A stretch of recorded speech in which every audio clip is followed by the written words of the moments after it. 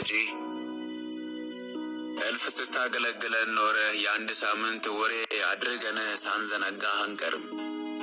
ወረተኛም አይደለን ሰው ባሰመረልን የምንጓዝ ሰሞነኞች። የእኛ ሳያልቅም ይቅር ደህና ነህ ወይ አንተ? የሐኪሙ እጅ እንዴት ነው? ያ ቀጭን መርፌ በተወጋ ቁጥር ፈውስ አለው ወይ? የምትውጠው መድኃኒትስ መድኃኒት ብቻ ወይም ፈውስም ሆነልህ? አንድ ነገር ትዝ ሲለኝ ተከዝው። ጤናህ ባይጎድል ስንት ሰው ይስቅ ነበር፣ ስንት ራብተኛ ይመገብ ነበር፣ ስንት እርቃን ይለብስ ነበር፣ ስንት ጎጆ ይቀለስ ነበር። እኔም አንድ ወቅት ሁሉም ይጸልይልህ እንደነበር ትዝ ይለኛል። ተሰማ ወይ ጸሎቱ? ወረደ ወይ ምሕረቱ? የፊት ፈገግታ ሳይሆን የውስጥ ፈገግታ እንዴት ነው ጤንነቱ?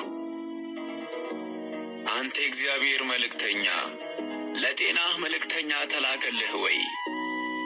እኛን አፍቀኸናል፣ አንተስ አልናፈቅንህም? ከመጨረሻም አንድ ልልህ የምፈልገው ጥብቅ ምኞት አለኝ። ተሽሎ ስትመለስ አደራህን መጀመሪያ አንተ ልበስ። የጠበቀው ህመምህ ከሰውነትህ ሲላላ አደራህን መጀመሪያ አንተ ብላ። ምክንያቱም ሁሌ እንደምልህ በመኖርህ የሚኖሩ አሉና ራስህን ጠብቅ። ሰላም ተመልካቾቼ እንዴት ናችሁ? ደህና ናችሁ ወይ? አለሁን እግዚአብሔር ይመስገን። እንግዲህ ምንድነው እሱ ገና ሲደርስ በተለይ በቤቱ እየጠራ ማስተር አብነት ከበደ ብዙዎቻችን እንግዲህ ትዝ ሲለኝ ነው እንዳጋጣሚ ሳገኘውና የብዙዎቻችን ስሜት ይገልጻል በሚል ነው።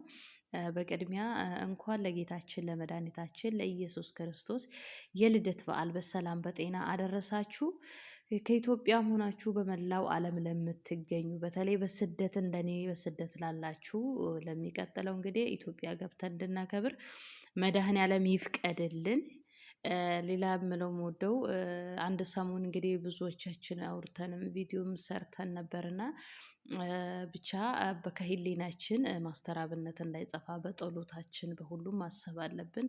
እግዚአብሔር እንግዲህ ቸር ወሬ እንዲያሰማን በሚቀጥለው እሱም በቤቱ በቤተሰቡ እንዲያከብር መድኃኔዓለም ይርዳው። ወደ ቀድሞ ስራው ወደ ብዙዎቹ በተለይ ገጠር ውስጥ የማይኬድበት የሰው እግር የማይደርስበት ጉራንጉር ውስጥ እየሄደ ነው እንደዛ አይነት ሰዎችን እያገኘ እንትን የሚያበላው የሚያጠጣውና ስለዚህ እግዚአብሔር ደግሞ ይሄን ነገር እንዲመልስለት የሁላችንም መልካም ፍቃድ ነውና ጸሎታችሁ አይለየው ለማለት ነው።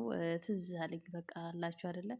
እኔ አንዳንዴ ሳስበው ግን እንደው የሰው አይን ነው ይሄ ልጅ ቅርጥፍ ያደረገው ይመስለኛል። ብዙ ጊዜ በሽታው አይገኝም ኢንተርቪው ላይ ሲናገር ሰምታችሁ ነው። በሽታው አይገኝም በቃ በጣም ግራ እንደሚያጋባው ምናምን ነበር እናንተን ያለው። እግዚአብሔር እንግዲህ መጨረሻ ላይ ማውቁት ድኖ ለምስራች እንዲመጣ እግዚአብሔር ቻይ ነው፣ ሁሉም መሀሪ ነውና የነኚህ ምስኪኖችን ምህረት አግኝቶ እንደሚመጣ ተስፋ አደርጋለሁ።